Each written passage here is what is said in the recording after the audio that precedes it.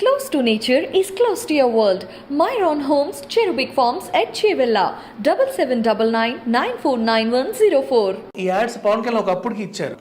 ఎందుకు ఈ మధ్య పవన్ కళ్యాణ్కి యాడ్స్ లేవు? ఆయనకు ఫ్యాన్ బేస్ పెరిగిన కొద్దీ యాడ్స్ తగ్గాయి, తెలుసా మీకు? ఎందుకు? ద రీజన్, మిగతా హీరోలు ఏదైనా ప్రోడక్ట్ చూపిస్తే కొనాలి అన్నట్టు ఉంటుంది, కంపల్సరీ ఉంటుంది. ఇప్పుడు ఈయన ఏదైనా బ్రాండ్కి చేశారు, ఇప్పుడు ఈ వాటర్ బాటిల్కి ఆయన చేశారనుకోండి, నువ్వే ఒక సూపర్ మార్కెట్కి వెళ్ళావు, ఏంటి వాటర్ ఇలా ఉన్నాయి అని చెప్పి ఇలా అన్నావు, లేదా ఒక చాక్లెట్కి ఆయన బ్రాండ్ అంబాసిడర్ చేసావు, చాక్లెట్ అబ్బో ఈ చాక్లెట్ వద్దు నాకు ఇది కావాలన్నావు అనుకో, పొరపాటున అది ఎవరైనా ఆయన ఫ్యాన్స్ విన్నారనుకో, మా అన్న ప్రమోట్ చేసిన చాక్లెట్ని అంటావా నువ్వు అని చెప్పి నేను చంపేస్తారు అక్కడ. అంటే ఈయన వల్ల అదేంటిది ప్రమోషన్ కంటే డ్యామేజ్ ఎక్కువ ఉంది. సో అందుకని ఈయన ఫ్యాన్స్ బేస్ పెరిగిన కొద్దీ యాడ్స్ తగ్గుతూ వచ్చాయి. అప్పుడెప్పుడో చేసిన పెప్సీ తర్వాత ఒక ట్రెండ్, ఇంకా ఏమీ లేవు, జీరో. సో నేషనల్ బ్రాండ్స్ అన్నిటికీ, ఏ బ్రాండ్స్కి అయినా సరే పవన్ ఫ్యాన్స్ గురించి ఒక అవగాహన ఉంది అంటారు. ఈయన ఫ్యాన్స్ గురించి అవగాహన ఉండి, అమ్మో ఈయన చేత ప్రమోషన్స్ చేయించుకుంటే మనకి వచ్చే ప్రమోషన్స్ కంటే డ్యామేజ్ ఎక్కువ ఉంది. సో వద్దు, ఎందుకంటే ఆ ప్రోడక్ట్ కొనమని ఈయన అంటాడు, ఈయన అని వెళ్ళిపోతాడు, అది కొనకపోతే వీళ్ళు చంపేస్తారు. అలా ఉంటుంది పరిస్థితి. ఎందుకు వచ్చిన గొడవ మనకు అవసరమా? లైట్ తీసుకున్నాం. సో ఇప్పుడు నేను ఇదంతా ఎందుకు చెప్పానంటే, నేషనల్ లెవెల్లో నేను తెలియదు, వీళ్ళు మాత్రమే తెలుసు అంటే, నువ్వు ఎందుకు తెలియదు అంటే రీజన్ ఇది దానికి, ఆ మాటకి రీజన్ ఇది ఏం చెప్పాలి, అదర్ సైడ్ స్టోరీ ఇది. అంటే వీళ్ళు రక్కేస్తారు మీద పడేసేది, నువ్వు కొనకపోతే ఆ రకంగా ఉంటుంది.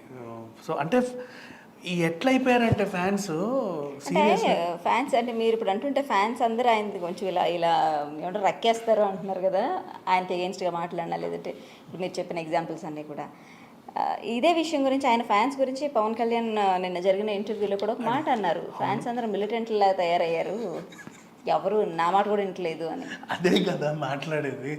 ఎలా ఉన్నారు తెలుసా ఇప్పుడు వీళ్ళు? ఒక పీక్ స్టేజ్ ఎట్లా అంటే, రేపటి రోజు ఈయన, ఇప్పుడు ప్రజెంట్ ఈయన సినిమా బాగాలేదు అంటే మనల్ని ఖర్చేస్తారు, నన్ను ఖర్చుస్తారు ఫస్ట్ ఆఫ్ ఆల్. సరే అది వ్యవహారమే, కొన్నాళ్ళు ఉంటుంది, పోతుంది, పెద్ద విషయం కాదు. రేపటి రోజు సినిమా బాగాలేకపోతే ఆయనను కూడా కొట్టేస్తారు, ఎందుకు మాకు నచ్చేలా సినిమా చేయలేదని. అక్కడికి వెళ్ళిపోతారు వీళ్ళు, అట్లా తయారవుతున్నారు, ఆ రేంజ్కి వెళ్తున్నారు. అంటే ఇప్పుడు ఫర్ ఎగ్జాంపుల్ ఆదిపురుష్ ఉంది, అది బాగాలేకపోతే ఆ రైటర్ని మొన్న దాడి జరిగేదాకా వచ్చింది, వీళ్ళు కనిపిస్తే కొడతామంటున్నారు. ఈ నెక్స్ట్ లెవెల్కి వెళ్తే పవన్ ఫ్యాన్స్, సో ఫ్యాన్స్ ఇక నుంచి అంటే వాళ్ళని ఆరాధించే స్టేజ్ నుంచి నచ్చకపోతే కొట్టే స్టేజ్ కూడా, దాడి చేసే స్టేజ్ కూడా వెళ్ళిపోతారా? అంతే కదా, పెరుగుతుంది వీళ్ళది విపరీతంగా. అంటే ఫస్ట్ ఒక ఇష్టం కాస్త భక్తి అయింది, భక్తి కాస్త ఆయన ఏ స్టేజ్లో ఉండే ఒకప్పుడు అంటే పెద్ద హీరోలు, చిరంజీవి లాంటి హీరోలు, రజనీకాంత్ లాంటి మంచి హీరోలు ఉన్నప్పుడు ఆ హీరోయిన్తో చెప్పదెబ్బ సీన్ ఉంటే వాళ్ళు చేయకూడదు, ఆ సీన్ చేసింది ఆ హీరోయిన్ అవుట్, ఇంకా అట్లా, లేదా డైరెక్టర్ ఇంకోలాగా ఛీ అని చెప్పి వెళ్ళిపోవాలి తప్ప దానికి కూడా హీరోయిన్కి మళ్ళీ సినిమాలు రావు, ఆయన ఏం అనొద్దు. అట్లాంటి రూల్స్ పెట్టుకొని కొన్ని రోజులు ఉండే ఫ్యాన్స్. తర్వాత ఆయనకి ఎలాంటి ఆ క్యారెక్టర్లో ఉండాలి, ఈ క్యారెక్టర్లో ఉండాలి, ఇలాంటి సినిమాలు చేయాలని ఒకటి ఉంది, బరువైన పాత్రలే పోషించాలి. అది కాస్త తర్వాత గుడి కట్టారు, ఆరాధించి గుడి కట్టేసి మా దేవుడిన మా ఇది అని చెప్పి సినిమా రిలీజ్ అయితే పాలాభిషేకాలు అన్నీ చేసేసి రక్తం కూడా చిందించి బొట్లు పెట్టడం, ఈ రేంజ్ వరకు వచ్చింది.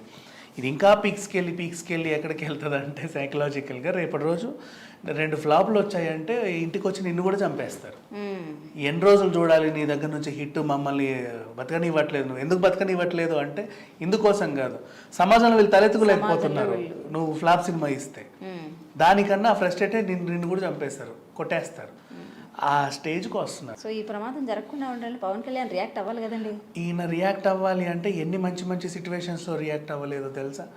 రేణు దేశాయి మీ పిల్లడికి తల్లి, నీతో విడిపోయినప్పటికి కూడా ఈ రోజు కూడా నీ కొడుక్కి ఆవిడే తల్లి.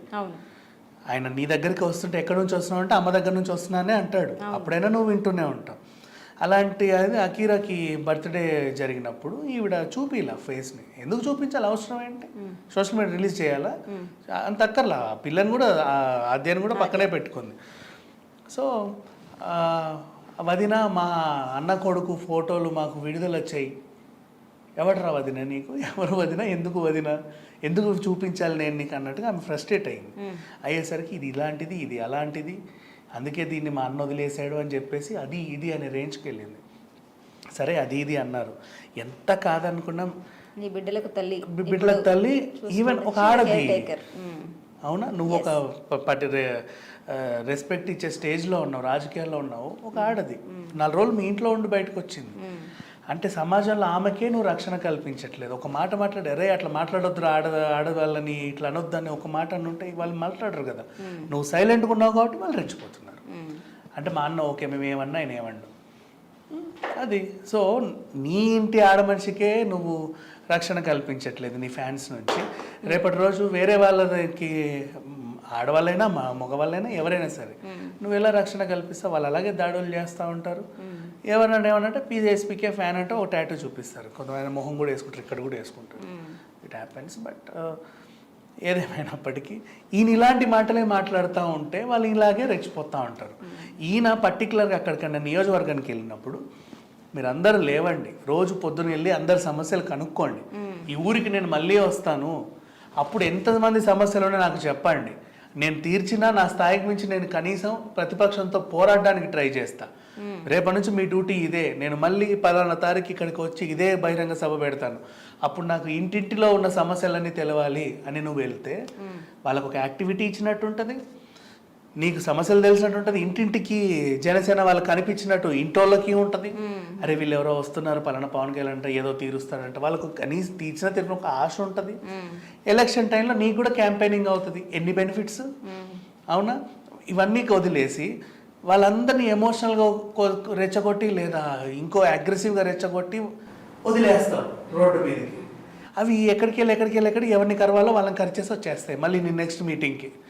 అయితే రేణు దేశాయ్ గారి విషయంలో ఆయన ఖండించలేదు, ఓకే. తర్వాత ఇంకా చాలా ఇన్స్టెన్సెస్లో కూడా ఆయన ఫ్యాన్స్ని అంటే దారి తప్పుతున్నప్పుడు ఎప్పుడూ ఖండించలేదా? అసలు అలాంటి ఇన్స్టెన్సెస్ చూడలేదా మనం? అలీ విషయంలో కూడా ఆయన పార్టీ మారినప్పుడు కానివ్వండి, ఆయన కూతురు పిల్లప్పుడు రానప్పుడు కానివ్వండి, చాలామంది చాలా రకాలుగా రాసినప్పుడు వీళ్ళు బాగా తిట్టేశారు అలీ గారిని. అప్పుడు కూడా ఎవరేం మాట్లాడలా.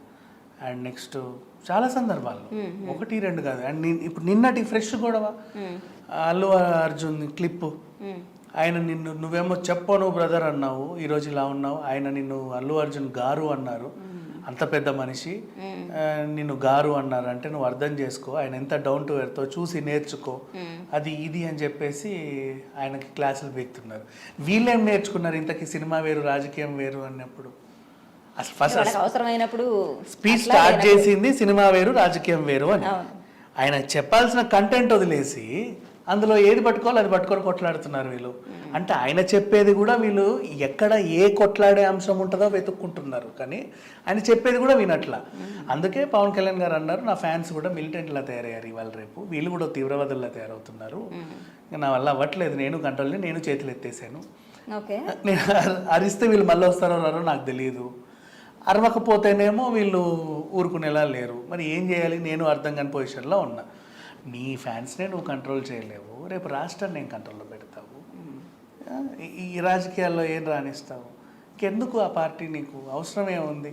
నువ్వు దానికి అర్హుడు కానప్పుడు, నువ్వు దానికి పనికిరానప్పుడు నిన్ను ఎవరైతే కోరుకుంటారో అక్కడికి వెళ్ళొచ్చు కదా. నిర్మాతల పాపం మొన్న నీ కాళ్ళు పట్టుకున్నాడు అంటే నిన్ను అక్కడ నిన్ను దేవుళ్ళలా చూస్తున్నారు, అక్కడికి వెళ్ళి సినిమాలు చేసుకోవచ్చు కదా. వాళ్ళకి కావాల్సింది నువ్వు ఇక్కడ కనబడ్డా తెర మీద కనబడ్డా వాళ్ళు హ్యాపీ. 7 ఏళ్ల తర్వాత మళ్ళీ వచ్చిన చిరంజీవి గారు ఇప్పుడు మళ్ళీ ఒక ఇంకా మెగాస్టార్లా కొనసాగట్లా. ఈ ఒక ఎగ్జాంపుల్లా తీసుకొని సరే పోతే పోనీ 10 ఏళ్ళు కూడా నువ్వేమి సినిమాలు ఆపి చేయట్లా, ప్యారలల్గా రెండిట్లోనూ ఉన్నావు, ఫుల్ టైం ఇటు నువ్వు తప్పే ఉంది. ఇక్కడ నువ్వు పనికిరావు కదా, వేస్ట్ అని నీకు తెలుసు కదా, అదే సినిమాలే చేసుకోవచ్చు కదా. సో మొత్తంగా చూస్తే అసలు పీకే ఫ్యాన్స్ని కంట్రోల్ చేయలేని స్థాయికి వెళ్ళిపోయారు, పీకే కూడా కంట్రోల్ చేయలేని స్థాయికి వెళ్ళిపోయారు అని మీరు అంటున్నారు, అంతే కదా? రైట్ అండి. థ్యాంక్ యూ విజ్ఞాన్ గారు, థ్యాంక్ యూ వెరీ మచ్.